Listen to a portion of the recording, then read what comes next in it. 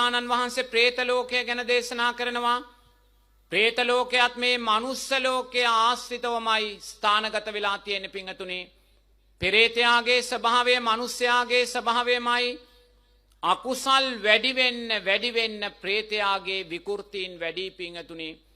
සමහර പ്രേතයෝ ඉන්නවා ඕපපාතිකව പ്രേත ලෝකෙ ඉපදෙනවා. ඉපදුන දවසේ ඉඳන් ලේ වමනය කරමින් ජීවත් වෙනවා. සෙම ටිකක් සොටු ටිකක් හොයාගෙන යනවා. සෙම ටික ආග්‍රහණය කරනවා. ඒ මොහොතේම වමනය කරනවා පිංගතුනි. කුසට ආහාරයක් ලැබෙන්නේ මුළු പ്രേත ජීවිත කාලෙම निराහාරව ගත කරනවා. ඇයි? පෙර සුන්දර මනුස්ස ජීවිතයක් ලැබුවා. ලැබලා සංඝයාට දන් දෙන්න එපා කිව්වා. සංඝයාට දෙන්නා වූ දානයන් වැළැක්වුවා. තමන් දන් දුන්නෙත් නෑ. අනුන්ට දන් දෙන්න දුන්නෙත් නෑ පිංගතුනි. අන්න මේවැයි විපාකයන් නෙද්දී പ്രേත ලෝකෙට වැටිලා निराහාරව දුක් විඳිනවා. ඒ වගේම പ്രേත ලෝකේ ජීවත් වෙනවා. පෙර ජීවිතේ සොරකම් කරලා പ്രേත ලෝකෙට වැටුණ പ്രേතයින් ඒ പ്രേතයින් ආහාරයක් සොයාගෙන යනවා. බත් පිඟානක් පේනවා. ඒක කන්නේ අද්දිම බත් පිඟාන අතුරුදහන් වෙනවා පිංගතුනි. ලස්සන දිය කඩਿੱත්තක් පේනවා. වතුර ටික බොන්න යනකොටම දිය කඩਿੱත්ත අතුරුදහන් වෙලා යනවා. පෙනි තියෙනා වූ සැපය අතුරුදහන් වෙනවා පිංගතුනි. ඇයි? පෙර මනුස්ස ජීවිතේ ඉපදිලා අන් සතු දේ සොරකම් කළා. ඒ වගේම പ്രേත ලෝකේ ජීවත් වෙනවා. කාමයේ වර්ධවා හැසිරීම නිසා പ്രേත ලෝකෙට වැටුණු പ്രേතයන් പ്രേතියන් යමෙක් කාමයේ වර්ධවා හැසිරීලා പ്രേත ලෝකෙට වැටුණොත් පිංගතුනි ඕපපාතිකව ඉපදෙනකොටම මේ ශරීරය වන වෙලා කුණු වෙලා උප්පත්තිය ලබන්නේ.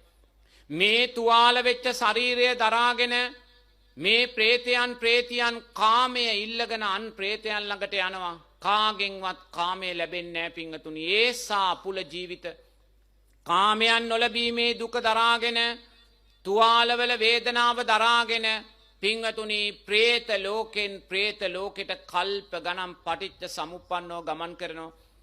ඒ වගේම പ്രേත ලෝකයේ තුල ඉන්නවා මනුස්ස ජීවිතේ මත් වතුර කෙරෙහි තෘෂ්ණාව ඇති කරගෙන මරණාසන්න මොහොතේ මත් වතුර උපාදානය වෙලා പ്രേත ලෝකයට වැටිච්ච പ്രേතයෝ. යමෙක් මනුස්ස ජීවිතේ මත් වතුර කෙරෙහි තෘෂ්ණාව ඇති කරගත්තොත් මරණාසන්න මොහොතේ තෘෂ්ණාව ඇති වුණොත් පිංගතුනි ඒ අය പ്രേත ලෝකේ ඉපදෙන්නේ ඔය වයින් ස්ටෝස් ආශ්‍රිතව අරක්කු විකුණ තැන් ආශ්‍රිතව පිංගතුනි. ඔය අරක්කු විකුණ තැන් වයින් ස්ටෝස් ආශ්‍රිතව අප්‍රමාණ බේබදු പ്രേතයෝ ඉන්නවා. ඔබ හිතන්න ඔබ ඔබේ ගෙදර සාදයක් තියෙනවා කියලා.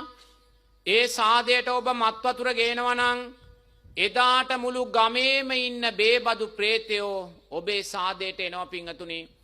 ඒගොල්ලෝ අර මත් වතුර ඉව කරනවා, ආග්‍රහණය කරනවා, සුවඳ කරනවා. ඒ නිසා මේගොල්ලෝ වෙරි මතයටපත් වෙනවා.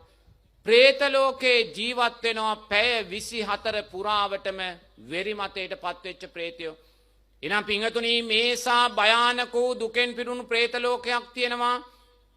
මම දැස් දෙක පියාගෙන දකිනවා අතීත පංච උපාදානස්කන්ධ දුක නුවණින් දකිද්දී මම සංසාරේ പ്രേත ලෝකවල ඉපදිලා ලෝභ ද්වේෂ මෝහයන් වඩලා සිල්පද බිඳලා പ്രേත ලෝකයන් වල ඉපදිලා කල්ප ගණන් වින්දා වූ දුක පිංගතුනි.